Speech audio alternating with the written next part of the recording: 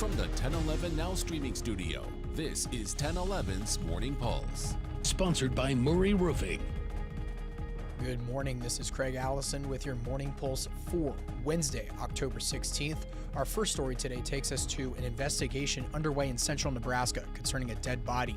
First responders went to an explosion at a cabin south of Shelton and say they found a man's body. Initial findings from the investigation don't indicate foul play, but officials believe no one else was inside the cabin at the time of the explosion.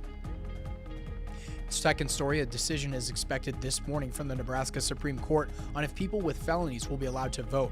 Earlier this year, the legislature voted to allow felons to vote immediately after their sentence was served. Attorney General Mike Hildress called the move unconstitutional. Today's decision comes as voters have little time left to register to vote here in Nebraska. You can register online or by mail by Friday or in person by next Thursday. Your third story over in Otoe County, 4 people suffered life-threatening injuries after a UTV crashed Sunday. First responders were called to a crash at the intersection of Highway 128 and County Road 38, where the sheriff's office says the UTV was traveling southbound on County Road 38 when it hit the pickup at the intersection. A child was flown from the scene by helicopter, but all kids eventually went to Bryan Health. The driver of that pickup was not injured, and the investigation is still ongoing. In your fourth story, the Cherry County Hospital is alerting people of a potential Medicare scam.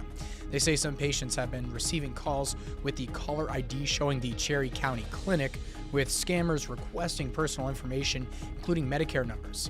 If you are unsure of the legitimacy of the call, the Cherry County Hospital tells you to hang up and contact them directly. Your fifth and final story, artificial intelligence is becoming more widely used. Now at UNO, enrollment is open for a new major in AI programming.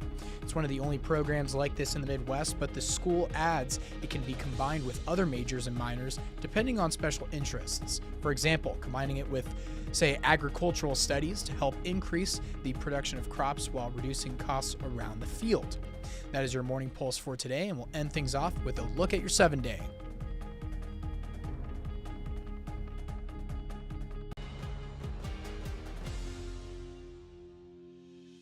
You've been listening to 1011's Morning Pulse. Watch, listen, stream on the 1011 Now app, on YouTube, or wherever you get your podcasts. Sponsored by Murray Roofing.